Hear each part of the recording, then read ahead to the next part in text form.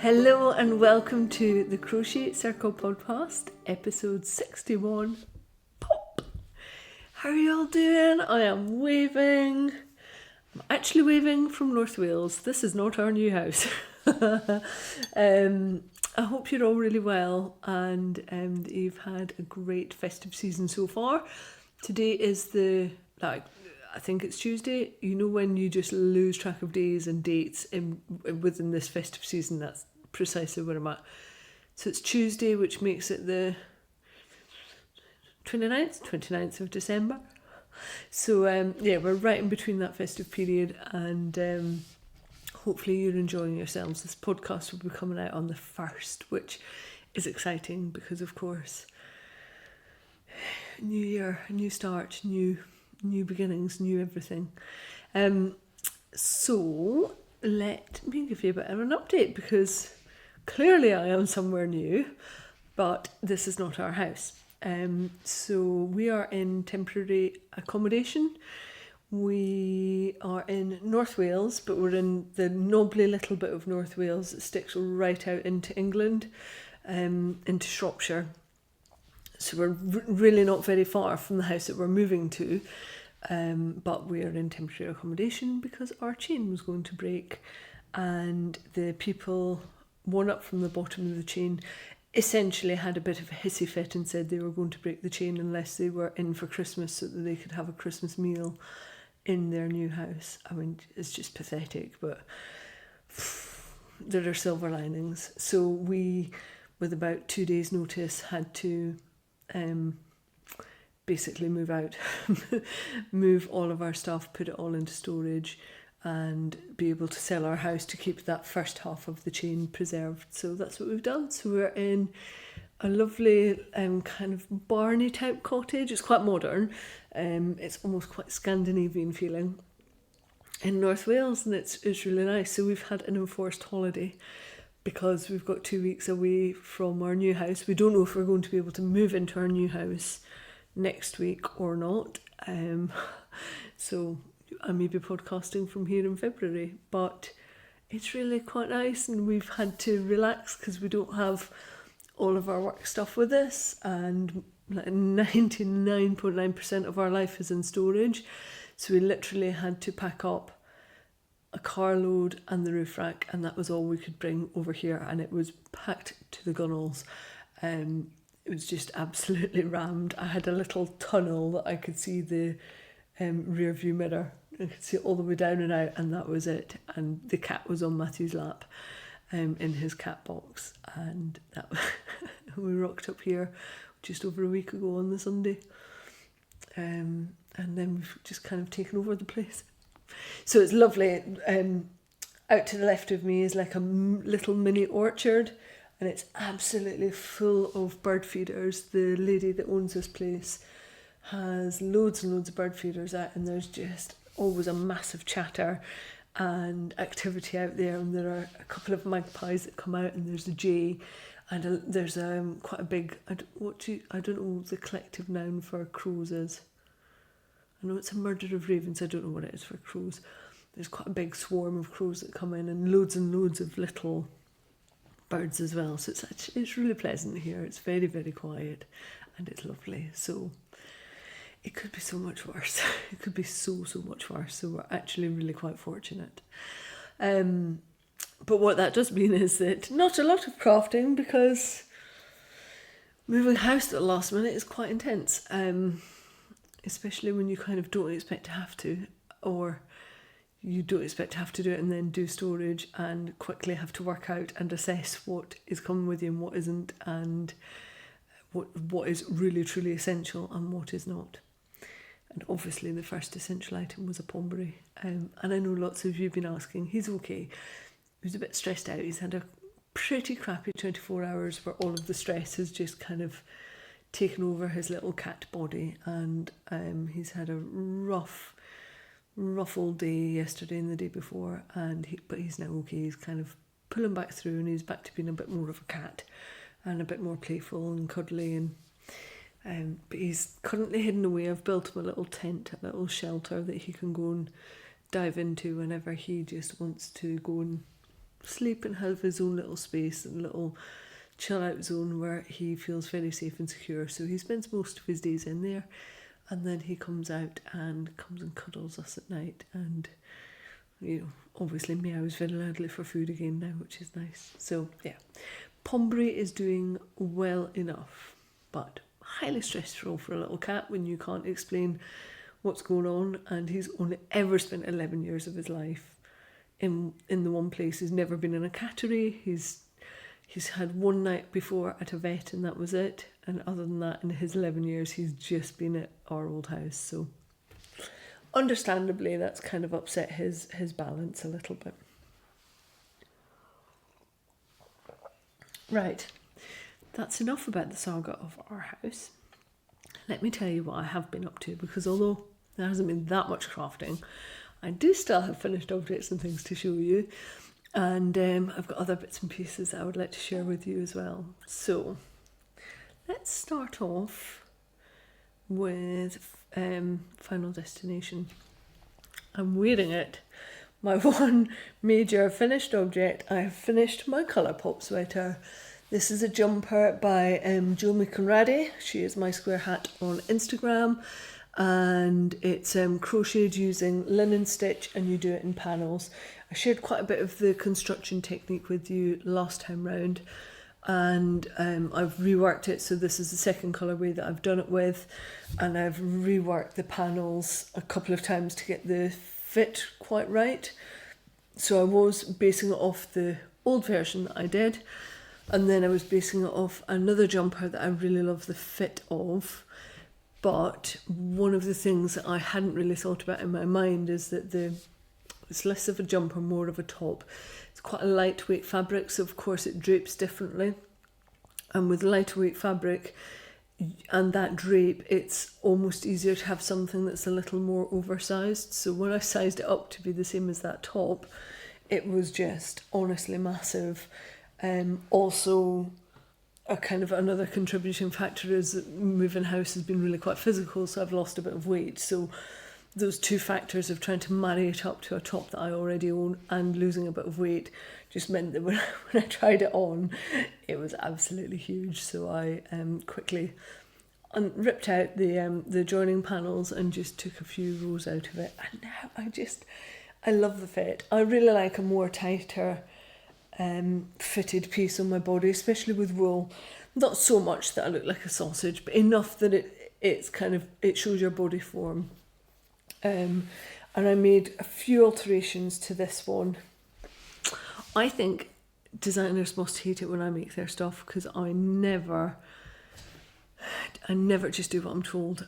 I generally can't, because my body shape is a bit different from most people's, and a lot of the designs don't necessarily suit me that well. So I go into creating something fully in the knowledge I'm probably going to fiddle with it. I don't mind that as a designer. When people do that with my stuff, I'm like, knock yourselves out. But I know some designers might not like that. Jomi's cool about it, which is nice, but yeah, it must be a bit of a nightmare when you know that you want something to be represented with your design, and then somebody just comes along and changes a load of it. But the main changes I made with this are that I made the arms quite a lot longer and I made them tighter. I knitted the cuff, and I did it in what we call a corrugated rib, so it's got two colours. So the contrast colour is the knit, and the main colour is the purl, which means that the knit contrast really pops out on the sleeve, and I finished the last couple of rounds of that with the contrast. So that's my pop of colour for my Colourpop sweater. And then that is the only bit that you get that contrast colour. I had thought about adding it to the top of the collar, and I had thought about adding it to the rib of the jumper, but actually I like the fact that it's just that little bit there. It just gives it a little something without it being like over the top. It is just that little pop of colour.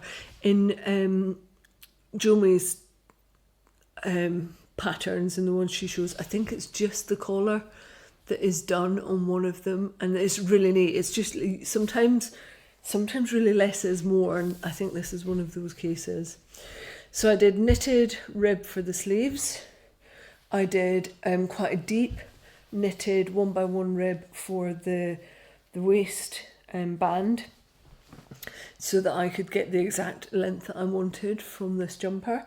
And I did start out with a knitted collar for the collar, but it didn't look right. It just wasn't quite right. And so what I did instead was just did rounds of double crochet, and that's created this ever so slight raised funnel neck to the jumper, which I love. I'm not a huge fan of big like turtlenecks, but this is just a tiny little bit of a raise, which is keeping my neck really nice and warm. And I've spoken before about the fact that like when I used to be out in my studio, it would get quite cold, and I always found that if I protected the back of my neck, then actually it kept me a lot warmer. And that's exactly what this jumper is doing. So it's lovely and snuggly, really snuggly. And yeah, it's just really nice. So what I've done is I've added detailed project notes into Evernote. I have got Evernote up and running again. Totally on me, it was operator error. I was copying the link manually rather than pressing the button that says copy link. So I need to go back and fix all of the other links I put in for Evernote, but Evernote should now be working for everybody. I have sorted it, it is done. So there's a link in the show notes for this jumper and all of the changes that I made and all of my yarn choices, all of that stuff, it's all in there. Now obviously this is a paid for pattern, so what I'm not doing is giving you the pattern. But if you have the Colourpop sweater, then this my numbers will make sense to you as you go through the pattern. But if you're just going to that link to see what I've done, if you know, I'm sure you wouldn't, but other people would try and circumnavigate buying a pattern. It will make no sense to you whatsoever. It will only make sense if you're following the pattern as you go through it, because, you know, I want to make sure Jomi gets patterns bought. I'm not going to give away her pattern. So yeah, that's linked in the show notes. So my main colour is that dark tealy green colour, which is Ericanite's British Blue 100, and it's a DK weight yarn, and the colour is called Regent's Park. And my contrast colour is quite a dark dirty mustard, and that's Cam Garn, which is by Istex, which is an Icelandic yarn. It's 100% merino, and again it's in a DK, and it's shade 1212. I think it's called Honey or Dark Honey. Again, all the details are in the show notes and in the project notes. Now, one of the things obviously is that the Ericanite yarn is Blueface Leicester, 100% Blueface Leicester. It isn't superwashed, and one of the factors to be aware of with Blueface Leicester, especially if you're using it in a jumper, is it's going to pill. It's the nature of the fibres mean that it's beautifully soft and lovely and warm, but with that also means that the fibres are going to pill up, and I just need to be on it. I need to be gleaning this and making sure that I keep it in good condition, but I've gone into making this knowing that that will be the case. And I know that in particular in the underarms, because I've got this with other jumpers, it might end up felting a little bit in my underarms. Again, I'm not fussed about that, because I'll just make sure that I look after this jumper and depill it every now and then with my gleaner. But it's not going to be a really hard wearing jumper because it's Blueface Leicester.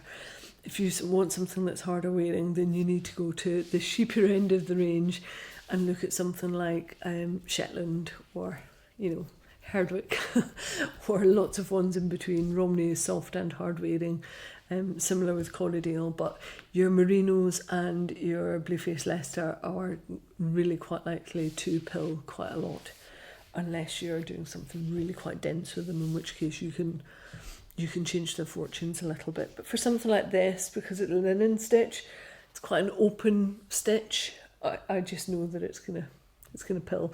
And actually you can already see little raised little fluffy bits on my arm, and I've probably worn this for an hour today so far, so I'll just keep my check on it. I love this jumper. I'll add some photos into the show notes. Matthew and I have just been outside taking stupid photos of me. So not a model. I have friends who are really good at modelling bits and pieces on Instagram. It's just not me. But you guys don't mind, do you? You would much rather see something on my body, even if I look goofy, than just a flat lay of something. So I'll add photos in, no matter how ridiculous I look. The other finished objects that I've got, I can't show you them because they're in storage. Sacrifices had to be made for what could come in the car. I brought podcasting equipment, food, some yarn. Matthew brought 2 guitars, an amp. This is essential for our household. And his Mac and everything for work, all the stuff that he needs for training in case we're here for weeks. And obviously all the cat stuff. He took up about 1/3 of the car. And yeah, so I couldn't bring all the shawls that I wanted to show you, but I can show you the publication. So in this month's Inside Crochet, there was a cover mount publication as well, and it's winter shawls. I'm really proud of this. It looks amazing, and the winter shawls are all mine. So this lovely little booklet has got 4 different shawl patterns in it, and they're all mine, and they're all based on, it's the same shape of shawl, it's that asymmetric triangle that I really love. And all 4 are made with Median by Debbie Bliss, which is available with Lovecrafts. And the idea is that each of the shawls takes you on a journey of learning and develops your skills as you build on each of them. So the first one is called Dunsky. Let me show you Dunsky. And again, I'll provide photos of this in the show notes. But Dunsky is a simple striped 3-colour striped shawl, and that will take you through increases, decreases, and being able to do colour changes, and a couple of little tips and tricks in between as well. So that's a really good starting shawl, and then you can develop your skills. The next one is called Ardwell, and Ardwell is a lovely honeyed orange colour. And what you do with this one is you're adding, it's got a little grey stripe running at intervals throughout the shawl afterwards, and you're actually adding that on afterwards with slip stitch. So totally different technique, and it's about adding relief stitches after you've done the main body of it. So it's a really nice introduction to the idea of adding embellishments after you've made the main part of your shawl. And then the next one in is called Clachanmore. These are all names, place names of an area that I grew up in Scotland. So we used to actually live at Clachanmore in one of the cottages. It's like a farm estate. So Clachanmore is that. Ardwell was the village on the way down that I used to have to cycle to go and get milk from when we'd run out of milk. And Dunsky is a really old, amazing castle up by Portpatrick and estate. It's very nice, very pretty. So Clachanmore is a same style of shawl, but it's got some lace work in it and it's got a border around it. So again, developing your skills, colour changes, adding a border. It's all very simple, but the idea is that you can just quickly build your skills and then apply them to other projects. And then my favourite one is called Lochans. And Lochans uses tapestry crochet, which is quite a skill in itself. The beauty of this shawl and the yarn used is that it's really chunky. So you get a lot of impact for not a lot of tapestry crochet. And it's quite a technique. It's one that you do have to concentrate in. You have to make sure that your yarn is on the right side. So it's one to really manage very well. But this shawl is a great way of being able to start tapestry crochet because it's chunky and it's quick and it's easy, and to build that skill and then be able to do more tapestry colour work with it as well. What I particularly love is Lochans is a tiny little village in southwest Scotland, where my mum and dad still live. They don't live in Lochans, but they live in southwest Scotland. And locally, Lochans is known as the big city. Nobody ever calls it Lochans or the Lochans. It just gets the big city. And somebody will, where are you off to? Oh, I'm off to the big city. And you know it's Lochans that they're talking about. I totally love the idea of somebody in southwest Scotland picking up Inside Crochet, getting this and going, what? What now? Why the hell is somebody called a shawl after the big city? I really hope somebody gets it. I've been having a good chatter with my dad about this. I showed it to him, and he thought it was hilarious that I'd named a shawl after the big city of Lochans. So this is free with Inside Crochet this time round. And yeah, I'm hugely proud of this. They've done such an amazing job of photographing the shawls. It just looks really inviting and wintry, which is lovely. And the yarn, as I said, is Merrian. Really nice to work with. So it's a roving yarn, which is 1 ply with a very slight twist to it. And what you tend to get with those types of yarn is really good stitch definition, like really beautiful, because it's not overcomplicated by the twist. It's not drawing your eye to all of the twist and the stitch. It allows the stitch to really pop out. And this is 50% wool, 50% acrylic, so it can go into the washing machine. It's nice colour palette as well. It's very, I would say it's almost very wintry. It's quite a subdued colour palette for the Merrian, and it's a newish yarn. So if you haven't tried it, they're amazing for blankets and things as well. But the way it worked up in the shawls, it was just so snuggly, and especially Dunsky I did on a slightly tighter gauge, so that it was slightly more dense with a bit less drape, so it would just sit on you and just be really gorgeous and kind of sturdy around you on a big winter walk. Really enjoyed it. This was one of those projects that I was working on as we were trying to get the house ready to move out. So these were real pressure projects. I was trying to do all the house stuff and sit and crochet like the wind to get these out on deadline, which I managed, obviously, deadline queen. Yeah, I really enjoyed making them, and it's a pity that I can't show them to you properly, but I will show them off over on FGH Designs when we get to the other house and I get all of my stash back, which I'm very excited about. I am definitely missing not having all of my crafting supplies. So yeah, go and have a look at Inside Crochet and the winter shawls. I'm really proud of this. It's like a lovely end to a fairly crappy year. So this is like a really big occasion for me.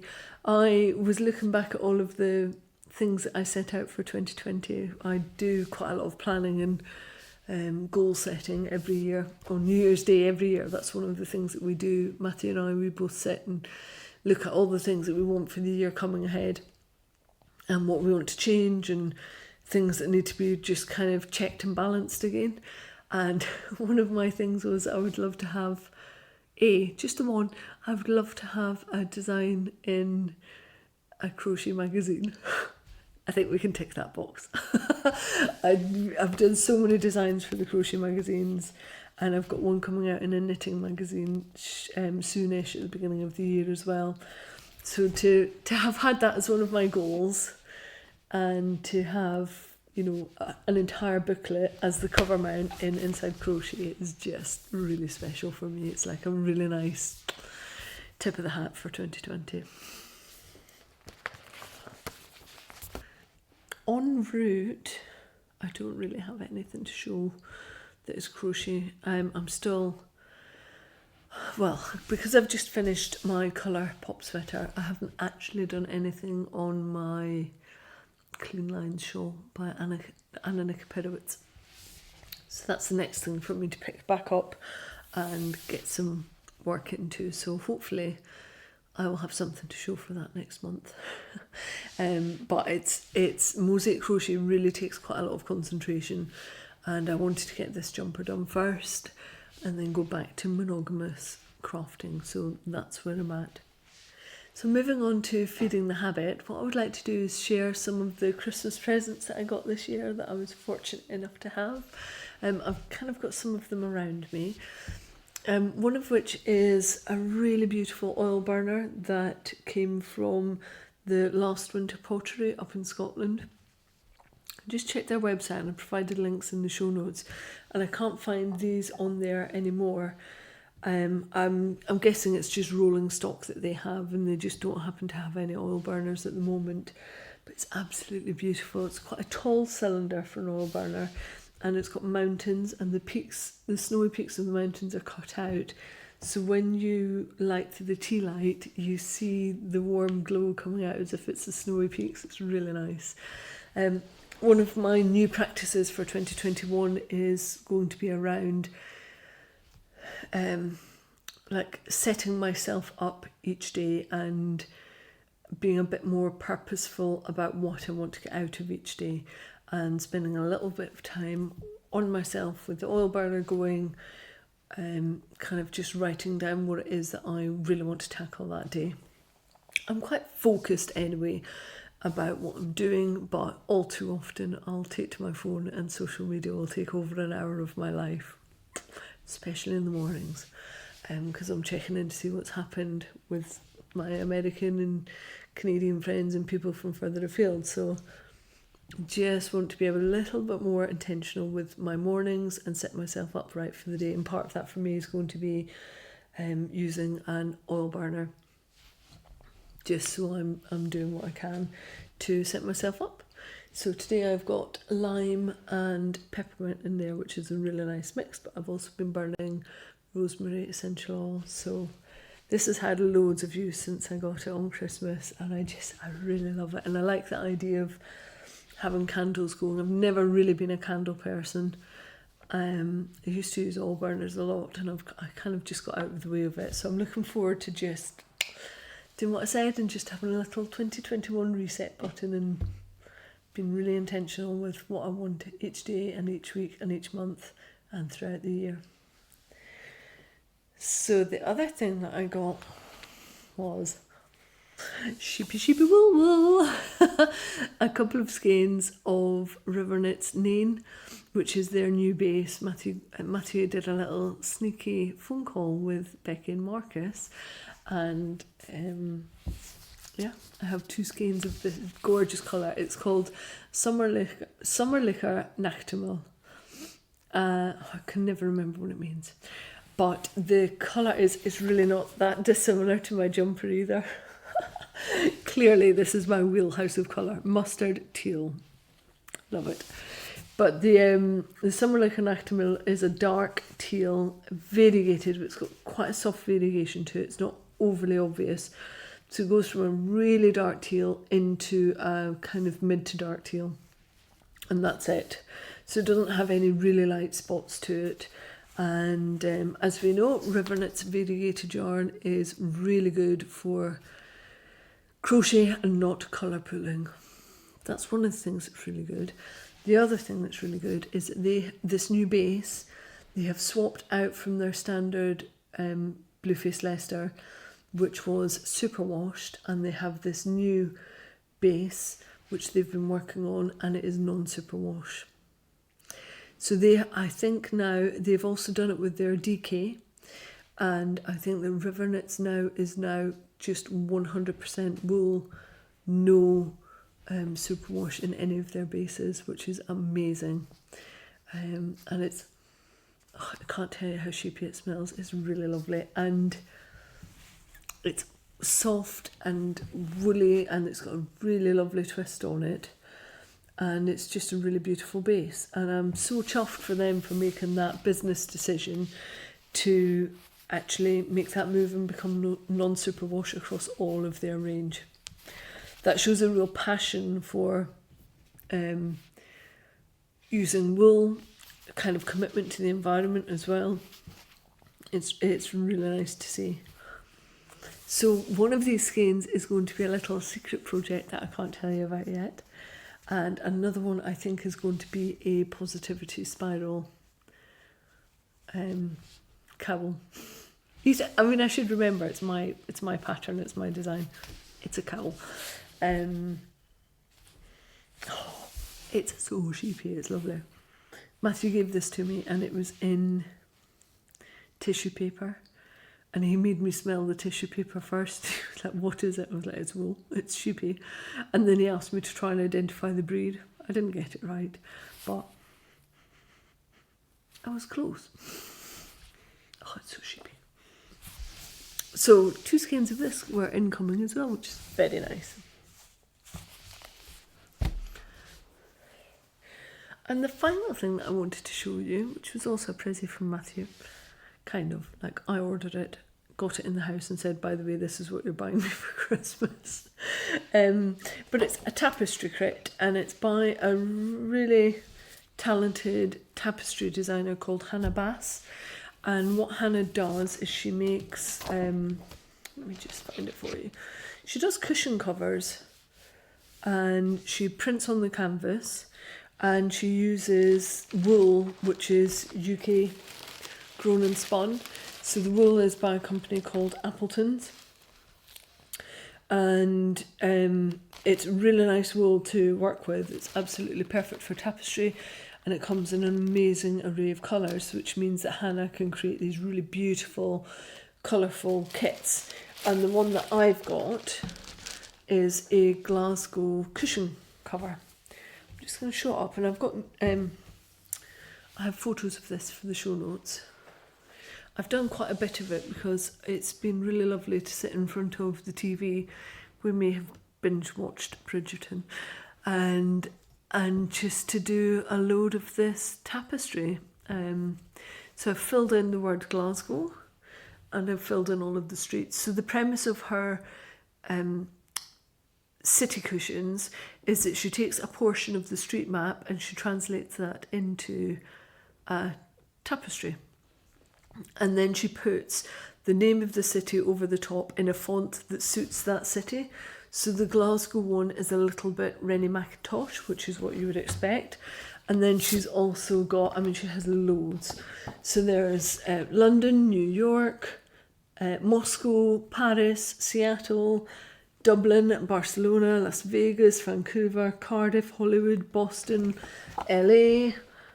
What else is in there? Glasgow, Sydney, Rome, Edinburgh, Chicago, Berlin, Amsterdam. I mean, like, if you can see the Berlin one, it's exactly the font that is used for Berlin. So it's really quite clever. It's very neat and it's very kind of sense of place as well. But I just love how bright the cushions are. And the Glasgow one has got like a coppery orange and quite a bright blue, which are, they're going to be our colours for the new house. That's the copper and rich blue are the colour theme for the whole house.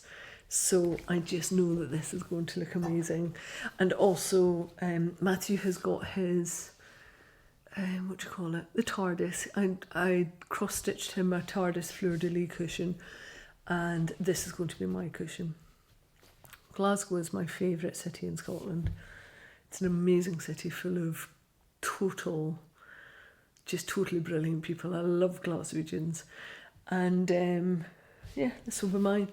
I've been renovating a couple of mid-century rocking chairs for the new house. We've got a little place by the fireplace that is going to house our 2 rocking chairs and a little place for the cat to be. And so I was not going to be outdone on the handcrafted cushion, and hence why I've got this. I'm really enjoying it. I love the fact that it is another yarn-based project and craft that is yarn-based but different. So, you know, it's still that same thing of having wool running through your fingers. It's just that the technique and the end effect is very different.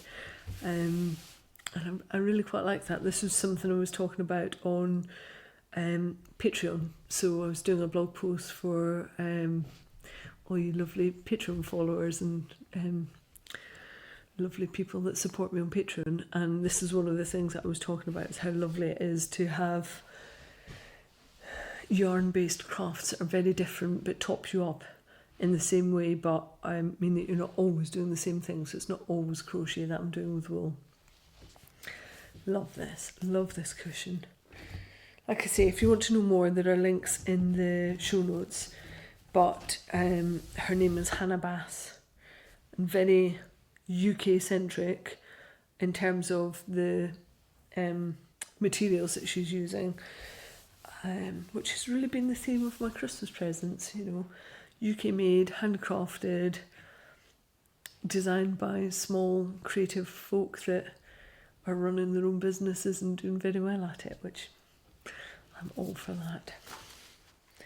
So they're all my incoming. It's probably a good time to share with you that I may have dipped down to You Imply the other day. We'd been over here for a couple of days. I was going a bit star crazy, and I just wanted to get out of the house, and You Imply is about 20 miles from here.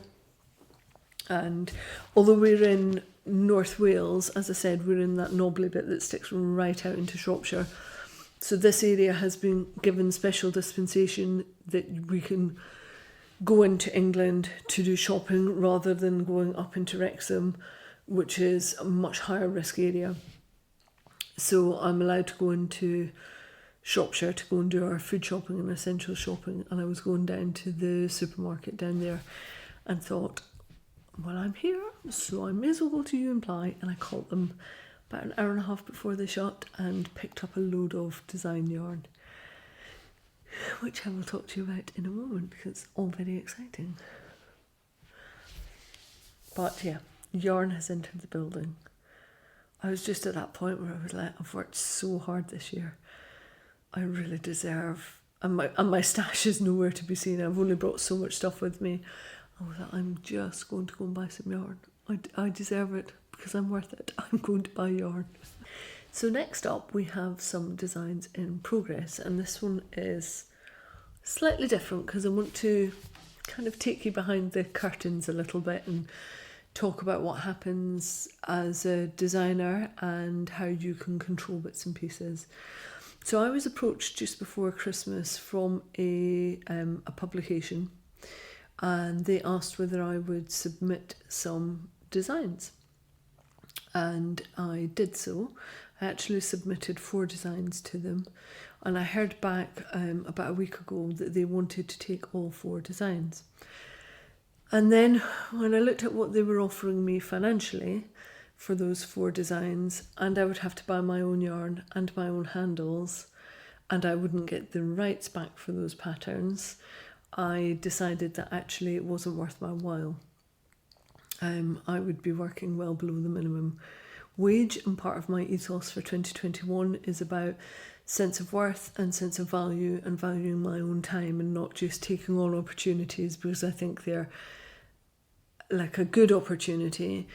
If I'm going to take on an opportunity, it has to be a great opportunity, and when I weighed this one up, it wasn't a great opportunity. I would be seriously out of pocket, and I wouldn't be able to publish the patterns as my own until it went out of print, and you just don't know how long that's going to be. So not a great setup for me, and also it probably would wipe out 2 months of my time making them, doing the designs, writing up the patterns, getting the yarn in, working it all out. That's a lot of my life, you know, that's a sixth of my 2021 taken up, my working life, just to get 4 designs down for somebody else, and not enough financial recompense in my book. So instead, what I thought is, how can I turn this around? Because if what I'm saying is that's not enough ownership for me, then how can I really own those designs? So I thought what I'll do instead is I'll use those 4 designs and I'll use them as a talking point on the podcast so that I can be really transparent and take you through the design process and show you what it is that I do and how I work things out for myself when I'm designing and all of the elements that I have to think about. And my thought process behind that was that for some of you, You might be budding designers and you want to know what's involved in the process and how you can do that yourself. And for the others of you, you might not want that, but it will be interesting to see how much work goes into a design, because it's absolutely masses of work to pull together a design, to go through tech editing. If you're doing something like a garment and you're doing test knits with it as well, it's a huge amount of work to get it to that point where you press publish on your website. So I thought it would be interesting to show you everything that goes into creating a crochet pattern and why it is that crochet patterns are charged for and are the money that they are, and should actually be more than they are. So let me give you a bit of background on what happened with these 4 patterns that I submitted. So first off, it was a full moon, which is my peak creative time. Like if I'm on a deadline and I have to try and design something outside of a full moon, it's really, really hard going. It's like pulling teeth. I find it really difficult. The designs don't come easily. Nothing flows. However, these 4 bag designs came to me inside of 10 minutes. Now, I was massively under deadline at the time with other bits and pieces. And so all I did is I keep a design journal. I'm about to move out to a new notebook, which I will probably talk about in the next podcast, choosing notebooks for designs and journals. And all I did was quickly whipped down the 4 bag designs so that I didn't lose thread. I can't tell you how many times I have come up with an amazing design idea, not written it down, thought about it 2 days later, and it's gone. So I've learned my lesson. Doesn't matter how rough the sketches are, get the idea down, get the basic premise down. So that's what I did with these 4. And like I say, full moon, 4 ideas came out inside of 10 minutes, and that was that. But by noting them down, what I could then do was shelve that for a couple of days, deal with all of my other deadlines, and come back to it. And so that's exactly what I did. So when I am submitting to a publication, whether that's a book or to a magazine, I do an electronic submission. And the one that I did for this publication, I tend to do it on Canva, which is a bit like using Adobe. It's like using Photoshop, so it's quite professional. But for submissions, I would tend to do a swatch. I would do some sketches. I would look up the yarns I could use for them and make sure I can get the right array of colours and that the yarn is going to be fit for purpose. And so when I did the submission for this book, although it's for all 4, that was a day's worth of work to pull together swatches, and that was only swatching out for 2 of them. But to do swatches and sketches and sort out the yarn, that was a day gone to sort that out, put it into a nice presentation and be able to get that sent off to the publication. So already that's a day for 4 designs already gone. But let me show you what that looks like. Now, I am not the best artist in the world, so my sketches tend to be quite rough because that's not my main thing. I'm way better at designing than I am at sketching. But we have 4 different bags, and I'm going to show you throughout 2021 the process of all of these bags. So you'll get to see firsthand how it is that I'm designing them, how it is that I'm dealing with them, going through the publication process, so you really have that in-depth knowledge of what's happening. I'm not sure which one's going to be first, but let me introduce you to each of the bags and the concepts behind them. So the first one up is called Strata, and it's like an oversized kind of a tote bag. And it relies on having big, chunky stitch features that are shown vertically, so it's a linear bag. I won't tell you what the construction of this is because I haven't completely got it down. But if what I think is going to work will work, it's really, really clever, and I don't want to give the game away. That's the other thing that I should say is, although I'm going to talk about my designs in progress, if I've got something that's really different and clever, I'm not going to give that information away because people copy basically, and I've got to keep some stuff behind the curtain. So this has got a really clever construction technique to it, and the idea is it will have really long straps that run down the length of the bag and flip underneath it as well. So really quite a funky pared back bag is what I'm looking for with this, probably in really nice neutral colours. I think I was looking at for this maybe something like West Yorkshire Spinners or woolly knits, something that's going to be really sturdy, that will take a bit of a battering from this big bag, because a big bag naturally holds lots of stuff, and that means it has to be really durable. So that is the Strata bag. So there's bag number 1. Bag number 2 is called Swell, and this is that, if you can imagine, you know, the old shopping baskets that are ever so slightly wider at the top than the bottom. That's the idea behind Swell, and it will be a gradient effect from bottom to top, darker on the bottom, lighter at the top, so that if you have to rest it somewhere, it's not going to look dirty because you've got the darker wool at the bottom. They're the kind of things, you know, the utility of something is also a huge part of the design process. There's no point in designing something that isn't going to be fit for purpose. And this has got the really neat little shopping handles on it, and the final result of this may well actually be felted. I think I might felt it, because you want something that's going to be really, really sturdy, and felting does that. So it's going to probably start out really oversized and then felt down. And the yarn that I'm thinking about for this is actually Camarose, which is 100% wool organic. But I need to test it out, make sure that it's going to be fit for purpose, really. So that's some of the wool that I bought from New Imply, because they've got a really nice selection of Camarose and it's lovely wool. So number 2 is Swell. Number 3 is called Morse, and this would be a colour work, kind of a smaller shoulder bag, again like a little bit of a tote, but over the shoulder, some much longer straps. And the idea is that this would fit like your tablet, your purse, a little bit makeup, car keys, whatever are your essentials when you go out for the day, this would fit it. So it's not a massive bag, it's a bit smaller, and it's going to work in colour work. So it's got long stripes, which would be the contrast colour, and then shorter stripes, hence Morse, because it's a bit like dot dash dot dash. And the idea behind this is that it's got really clashy colours. There might be a bit of a luminous thing going on in here.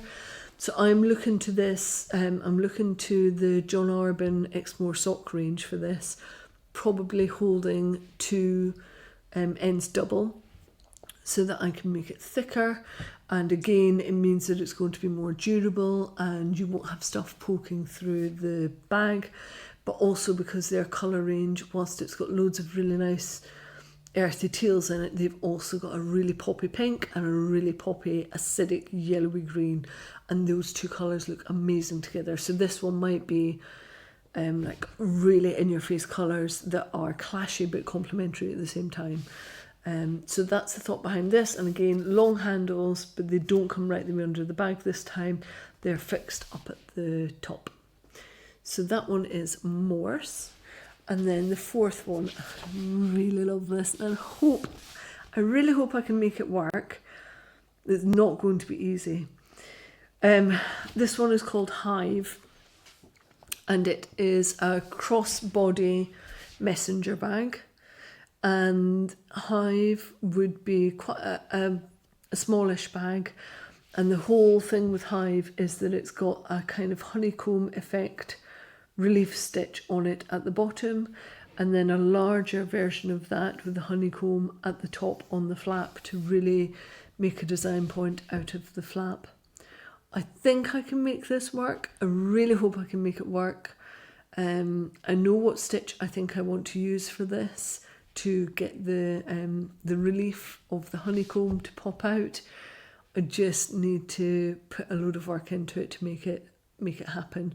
And for this I'm looking at using Garth Enor, because Johnny and Sally have got an amazing buttery, yellowy mustard colour for it, which I just think would be perfect for this bag. I mean, I know it takes the bee theme a little bit too far, but I'm all in for that. I don't care. This bag has to be in like bee colours. So again, long strap that is adjustable so that you can put it straight over your body on the diagonal. So that was 4 bag ideas that came out inside of 10 minutes, but took me a day to pull together for swatches and everything else. So my next step, and the step that I will be talking about in the next podcast, is how I can go from sketches and what I've got in my head to getting it down, not even on paper yet, but getting it into a fabric. So those initial stages of creating fabric, seeing if something will work or not. So for the likes of the felted one, I'm going to have to see if the wool I want to use, A, will make a thick enough fabric for me, and B, will it felt, because not every wool will felt down. And if it does felt, does it felt at a high enough rate that it's going to be sturdy enough and it will do the job that I want it to do as a shopper.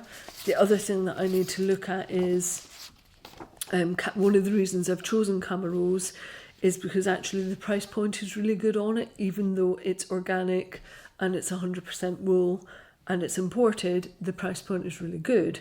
So, you know, Swell is really quite a big shopping bag, but there's no point in doing that if it's going to take £60-70 worth of wool. Nobody's going to pay that. But I still need something that will felt, so I need wool and it can't be superwashed. So I've got to find the right thing and get the right size that balances out with the cost of the actual materials. So that's another thing that a designer should take into account, is what is the cost of actually creating your design at the end of it. You've got to be conscious of the budget behind it, and making sure that people can afford to actually make the design that you've got. Otherwise, it's a foolish errand because nobody's going to buy the pattern because they can't afford the materials. If nobody's buying the pattern, you've put a lot of time and effort into creating something that people aren't going to buy because they can't afford it. So hopefully that's interesting to you. Could you let me know, just because this is a slightly new take on designs in progress, so can you let me know if this is something that you're interested in? And if it is, then I will continue on this journey throughout 2021 and just keep on pulling you into part of my design process, maybe take some little videos of me doing the different bits and pieces and showing you what I jot down and how I journal it all out. Just let me know if this is worth me covering in the podcast or not. I won't be offended if it's not. You might have zero interest in the design process, but equally it might be really useful. So ping me a message in all the usual places. Moving on to quick news beats, I only have one for you this time, and that is to say that the global hookups, which will hopefully go ahead this time, and I'm really sorry that I had to cancel them last time, but we were moving basically that day on the Sunday. So I've put them in for later in the month in the vain hope that we will have already moved and settled in, and then I won't have to cancel them again. So I've gone for Saturday the 23rd and Sunday the 24th. So that's Saturday 8 p.m. GMT and Sunday at 9 a.m. GMT. All the details are in the show notes, and the password always is and always will be wool in capitals, so WOOL. I'll try and give you as much notice as I can if things change, but as it stands at the moment, we haven't heard back from the estate agent. So whilst we would like to be moving week commencing the 4th, who knows, we could be here for a few more weeks yet. I really hope not, but that's the reality. So if we are here and we're kind of settled, I'll do the global hookups from here. And if we're not and we've just moved, then I will have to postpone them or bring them forward. So just pencil it in, but don't put it in biro. Just pencil it in and I'll give you as much notice as I can if I need to change it. And my final bit is a couple of j'adores. the first one is just like finding the silver linings in something. We're in a fairly rubbish situation with our house. However, we're in this lovely cottage and we've had an enforced 2-week holiday, which we both really, really needed. Had we just moved straight to the new house, we wouldn't have really had any time off over the festive period. I just would have been spending all of my time painting, redecorating, sanding, doing all the things. So actually, even though we don't know how quickly we're going to move to the new house, or even if we are going to be moving to that new house, that is a real risk for us, that we might not be moving to the one that we want to move to.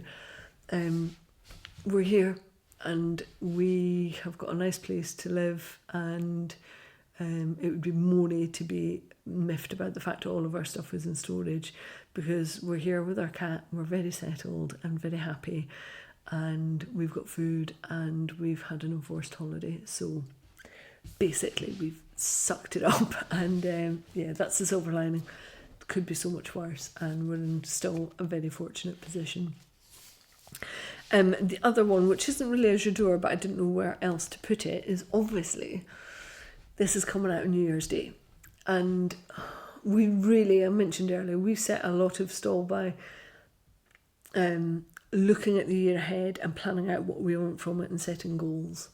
And usually I would have a word of the year, and I can't remember what last year's was. It was just a bit of a non-starter because it's just been a crud year. But this year, my word is going to be worth. And I'm going to do everything in my power to make sure that I use my time properly, my resources properly, my creativity properly. And if I do something, then it's worth me doing it. And if I do something then for somebody else, or as a bargain, like, you pay me to do something, then it's got to be worth my time, worth my value, and worth my creative endeavours, and vice versa. If somebody's doing something for me, then it has to be worth their while as well. And if it's not, then I think I need to deeply question why it is that I'm doing it. So that's why 2021's word is worth, and make sure that I'm continuing to strive to value my own worth and make sure that other people's do too. Feels like the right word for 2021. Right, my lovelies, I am off. I hope you have a really lovely new year. I know that we're all in crappy situations. I know that 2020 has been horrendous, and I know full well that no magic wand is coming, and 2021 is not magically going to be amazing and different because it's not 2020. Basically, the clock is going to chime and we're all going to be in the same situation. So I hope that even with all of that in mind, you can have the nicest time possible, and that at some point in the coming months, we could be in a position where we are able to connect again face to face. And if we can't do that, then we still have audio, and we still have video, and we still have social media. And I can't tell you how thankful I've been for that over the last 12 months, because our community means so much to me, and I know that it means so much to the rest of the folk as well. And if you're struggling and you want to connect more, but you don't want to do it inside of like Instagram, then please do come over to Mighty Networks. Search for Crochet Clan, that's where you'll find us, and there's a lovely hub of people there that are very supportive, where you can just show off what you're doing or see what other people are up to. But if you're looking for a deeper connection that's kind of away from social media, then Mighty Networks might just be the place for you. And like I said, that's Crochet Clan, that's what you're looking for. Right, I'm off. Have an amazing new year. I will see you all in 2021. Bye bye! Obviously I'm waving out 2020 and I'm waving in 2021. See you soon!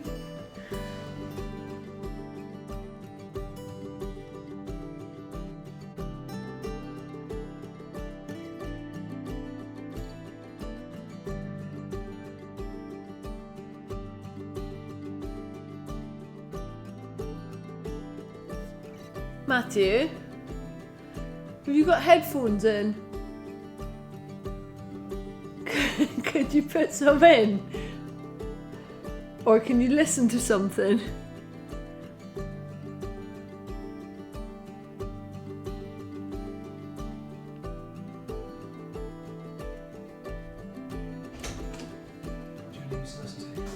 Anything that's not me. Right, okay. Is that alright?